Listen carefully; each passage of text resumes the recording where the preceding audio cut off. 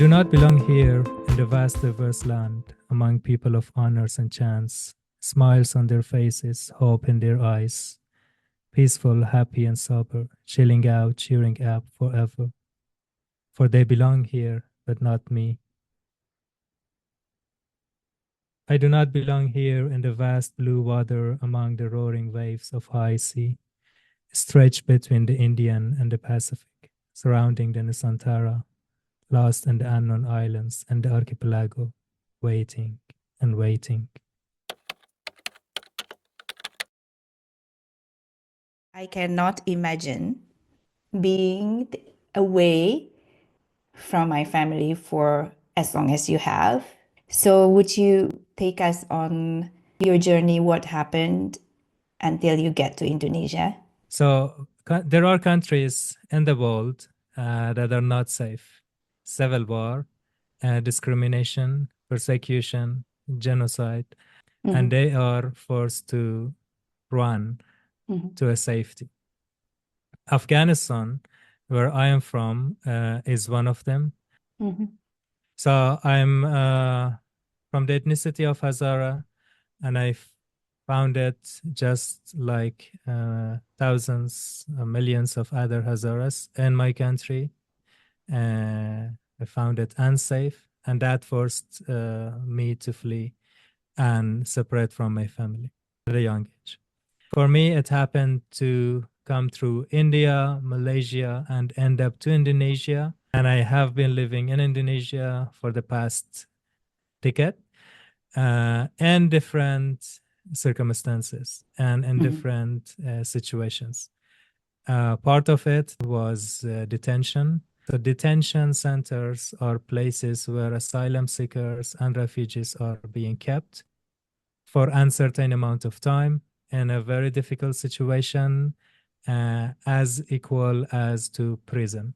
Indonesia itself, as a country, is accepting, because of the international law, the asylum seekers to be registered with the UNHCR and stay temporarily as means of transit country.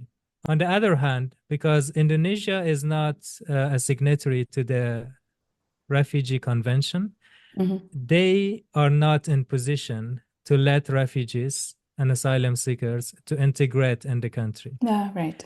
So there is no possibility for refugees and asylum seekers to become citizen of this country or permanent resident of this country, or out of the context of refugee, live in this country for a longer period. Okay. So what can you do and can't you do within this? We can live, but we cannot do anything, making it simple. They cannot go to formal school or university, formal school above junior and high school.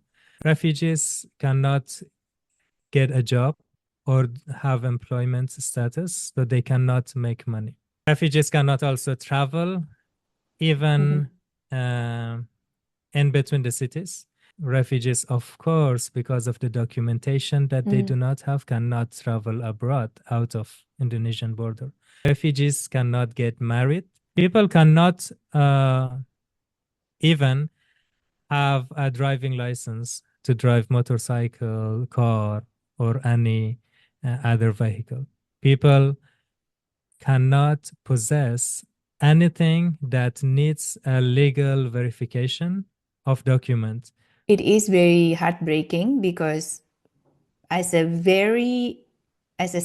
civilians that doesn't know a lot about the laws, this isn't the way to treat other human beings. It's just like that for me.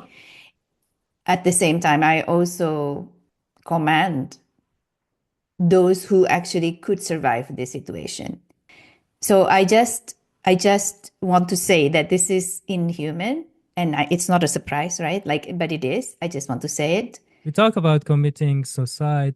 They traveled past borders. They came all the way from their country of origin, thousands of kilometers away, to a country where they were very hopeful to find a new life. But they came, and after long time, they ended up their life by themselves. And you can't imagine, I have a lot of refugee friends that have very good connection with Indonesian people. I can imagine. And those connections ended up to a very strong bonding, more than a family, closer than a family, because they made a connection. And these connections establish a path to a better life. I know it's not my fault to be put into situations. It's not anyone's fault to be in such a situation, because we keep blaming ourselves for being this person. And if we don't forgive it and let it go, it's not going to be helpful. I can feel more calm, especially after I decided to write that book that you're holding, to let it go with those words, to let it go with the forgiveness, to let it go with seeing, no, this happened. I can leave it behind. Otherwise, it would keep suffering me more and more and more.